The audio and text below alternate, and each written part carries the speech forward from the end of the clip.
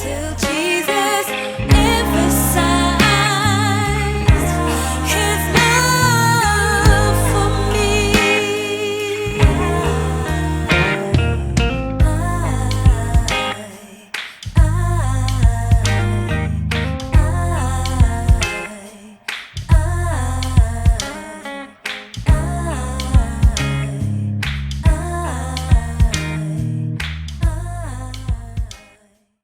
Hi friends, welcome back to the channel. For those of you who have been subscribed or just watching me before all this time, welcome back. And to anyone that's new, welcome. My name is Alita and thank you for subscribing to my channel. I share prophetic words based on the dreams that God gives me. That's basically what I do here on YouTube. So today's word is based on a dream that I had on November 26th. And before I get into it, it's so important to remember that not every prophetic word is meant for you.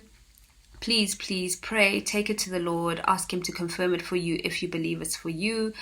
And for some of you, this may already be something that the Lord has already spoken to you about. So that is even better. And this is confirmation for you. I still encourage you to take it to the Lord and to have him answer your questions, because honestly, I cannot answer all the questions. As the scripture says, we only prophesy in part and we only know in part.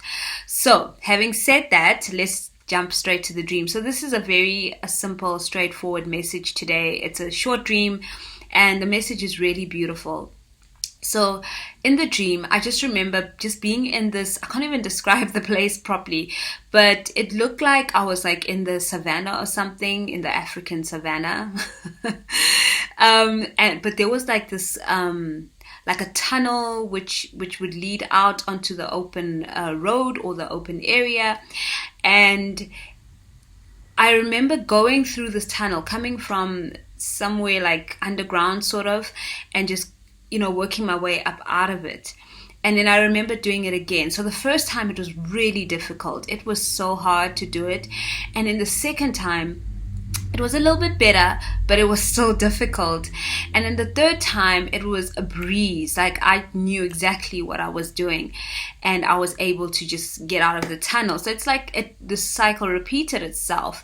And what God is saying to us today, and I think there's like two messages here. The first one is this, is that some of you have had to endure some things and go through them more than once, because the Lord was trying to teach you something. He was trying to show you something.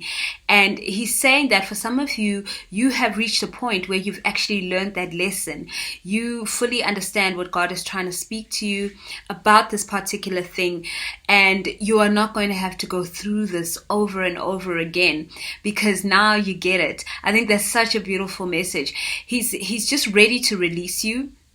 I'm sensing a lot of release in the spirit, just releasing people into their destinies, into their marriages, into any marriage restoration that needs to happen, anything that the Lord has promised you that you need to be released into. The Lord is doing that in this time. I just sense that so strongly in my spirit, and he's been showing me that and speaking to me a lot about that. He's called me into a posture of worship. During this time, there has been warfare, and I know that every time there's warfare, he gives me a strategy. And this time the strategy is worship. Just worship your way into your promises. So in my times of worship, he's been showing me and just explaining that this is release. I'm releasing you into your destiny. I'm releasing people into what I've called them to, and into their promises, into their promised land. So that's the first part, or not the first part, that's the one dimension of this message, or the one layer of this message, is that you've been through some things and you've had to go repeat them until you finally understood and you learned the lesson, and God is ready to release you into your destiny.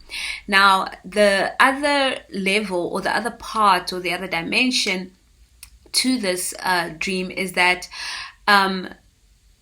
you there as you're going through warfare right now, because a lot of us are experiencing warfare, and some opposition in terms of the promises that the Lord has made to us. There are insects flying around. I actually was so late to close my windows today, so all the little insects are just, finding a nice cozy place here in my room. Sorry about that, guys.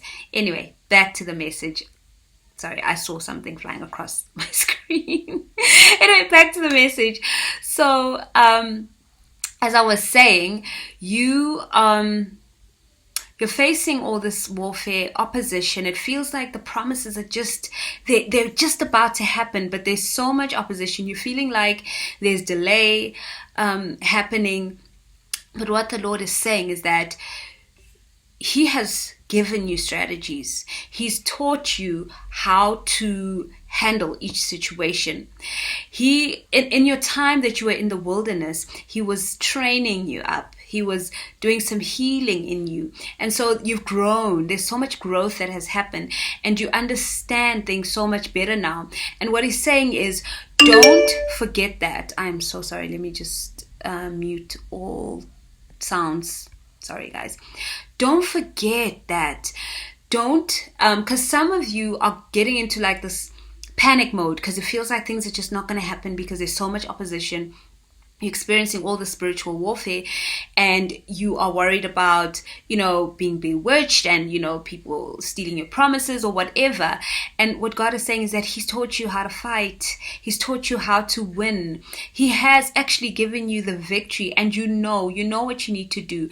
And even if it means going to Him and saying, Lord, what is the strategy this time? There's warfare. What do I do this time? To me, He said, I would just want you to be in a posture of worship because the battle is mine. And I believe that's a message for many of you, that the battle is the Lord's. That's what He's saying. Well, that's what He said to me personally, but I sense that a lot of you need to hear that, or someone at least needs to hear that, and just be in a posture of worship because you're like right there. You're right there. But don't lose sight. Don't forget what the Lord taught you. Don't forget that He has really equipped you and you've grown so much in Him. And just the fact that in the dream, I went through the first time just coming out of that tunnel. It was difficult. It was so difficult. So it reminded me of my early days in the wilderness where I just didn't know what was going on. I just was experiencing so much in terms of from a spiritual perspective. And I realized eventually after I just got over the initial shock and I started to seek the Lord. I was fasting. I was doing a lot of fasting in my wilderness time, like a lot of fasting, and sometimes just fasting for the wrong things, but fasting mainly to grow closer to the Lord and to get into a deeper relationship with Him. So that was beautiful. And through that, I began to navigate. I began to understand what God was doing. So again, He put me through some challenges and I understood what God was doing, but I still had to learn some more things about getting over those challenges. He had to do some inner healing in me. He had to teach me how to relate with people. I had issues with being defensive. I was always ready with an answer. Like I just had these huge walls of defenses up, and I had to learn to not always feel attacked. Even if I felt attacked, to just respond in a more healthy way. And the Lord had to take me through that. He had to heal me of those things. And that's just one example of some of the inner healing that the Lord has done in me. So I had to face certain things and I had to go through those things over again because I had to take the knowledge that I'd learned from the beginning of my wilderness experience, and then I had to apply it in the middle of the experience and going towards the end of my wilderness experience. And God really just, he pushed me, guys. And I know that for a lot of you, He has pushed you as well. He has had me make decisions that make absolutely no sense. Like decisions that would make people think, but why on earth would you do that? That doesn't make sense, and having such a peace about those decisions, I think that's that for me is what made it all right. Because before I made the decision, I was thinking like in the worldly terms, like this doesn't make sense. Of course you can't do this. I have to do it the way that everyone does it because that's the right way. And I had so much turmoil when I was going through that rationale, like, this is the right thing to do. And the moment the Lord just said, let it go, this is the decision I want you to take, I was like, there was such a peace, like, oh, this does not make sense, but it makes sense at the same time. And I released that thing and I let it go and I did what the Lord asked me to do. And I've never looked back and ever had a panic about that decision. So a lot of you have had to make those types of decisions, and the Lord is the reward is going to be so profound.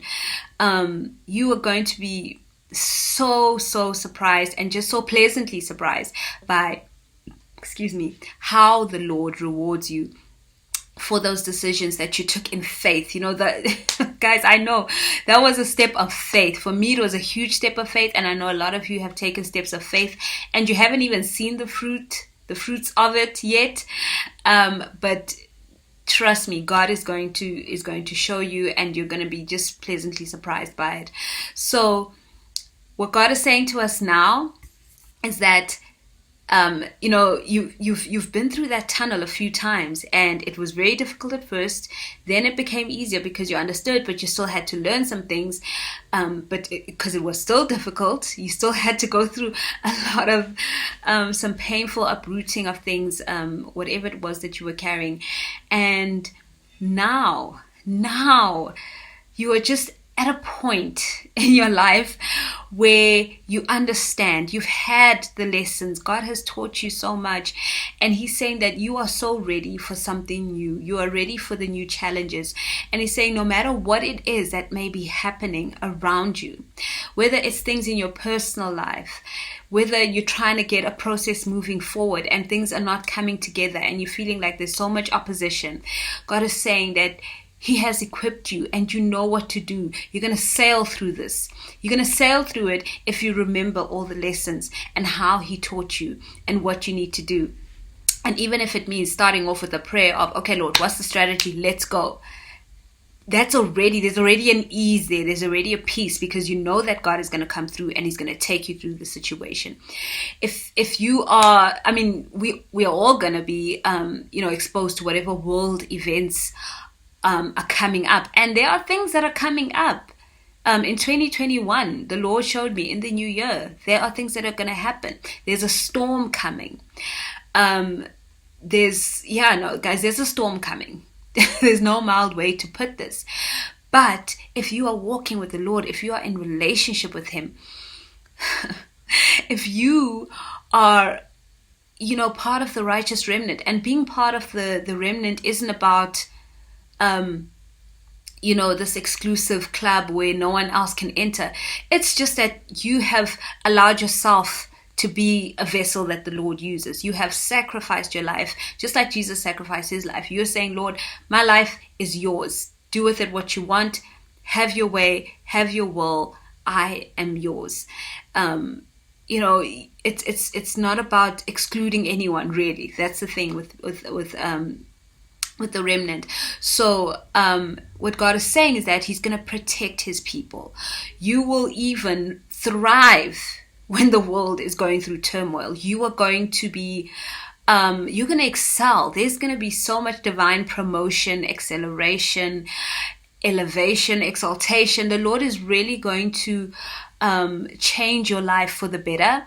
And I really just encourage you to not so much look at all the things that are going wrong and think, what a mountain, but instead just go into it, fight your way through the way that the Lord has taught you to do, and know that you have the victory. God is saying that this is going to be a breeze for you.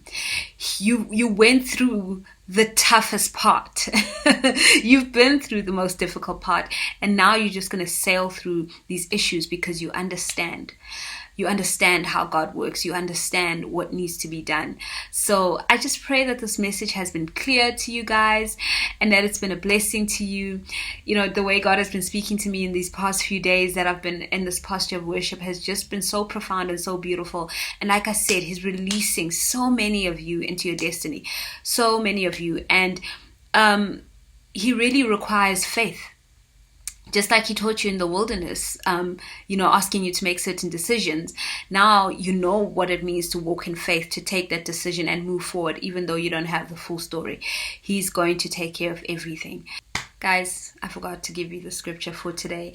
It really is, God really just wanted me to just say that, because he brought David to mind when he gave me the interpretation of the dream. And he was saying how, David was trained out when he was being a shepherd boy, like tending the sheep, fighting off the lions and bears. I don't know if there were tigers there at the time, because I almost said lions, tigers, and bears. I don't know. But he was fighting them off. And that was his training ground. And then by the time he had to face Goliath, who was, nothing like a lion or a bear, he was this giant, he knew what he had to do. He knew the tools that he had. He knew that he had victory already. And it boggled his mind that his brothers and the rest of the army of the army of God were like not... not getting it. Like, he was like, but guys, you are like God's people. Do you know who you are? So what God is saying is that you understand who you are. You know who you are. You know the tools that he's given you. You know how he's trained you up. And he's saying, go for it. Go for it with all the bravery and courage that David portrayed. So that you will find in 1 Samuel 17. That's the Goliath challenges the Israelites. And I think 1 Samuel 16 is where Samuel anoints David as king. I just want to read verse 10. So 1 Samuel 16 verse 10 and 11, I think. It says, in the same way, all 7 of Jesse's sons were presented to Samuel. But Samuel said to Jesse, the Lord has not chosen any of these. So those were Jesse's 7 oldest sons. And the 8th son... Hey, there's that number 8. The number 8 represents a new beginning. So, verse 11. Then Samuel asked, are these all the sons you have? There is still the youngest, Jesse replied. But he's out in the fields watching the sheep and goats. And then Samuel said, send for him at once. We will not sit down to eat until he arrives. Friends, God has made a way for you. He has set a table before you in the presence of your enemies. Nothing can happen until you arrive. You are that new beginning. You are the new thing that God is doing in this time. And without me preaching, just grab a hold of that word. It's true of you. So be brave, be strong, be courageous. Go in there with courage. Don't doubt yourself. You've been through this before. You know what you need to do. You've been trained. Go for it. So that's the word for today. I really pray that it's blessed you. Guys, thank you for all your support. For those of you who are interested in purchasing my EP, please have a look in the description box below for the link to go to the site. It's Bandcamp. I do have my EP out on iTunes and other places. But if you go to Bandcamp this Friday and purchase the EP this Friday, December 4th, they will give me the full profits. Because normally, obviously, they take a percentage. So I think it's the first Friday of every month that they've done it this year since lockdown. So if you are keen to support me in that way. Friends, I also just ask that you pray for me. There are situations that I'm facing which seem so impossible, but as you can see, I'm smiling and I'm excited because I know God is going to just make a way. He's going to make a way. It does involve my children, so I just ask that you hold me up in prayer. Friends, that's all. Thank you so much for watching, for being here, for all your love and support. Remember that you serve such a good Father. God is so good. He loves you, and you are so special to Him.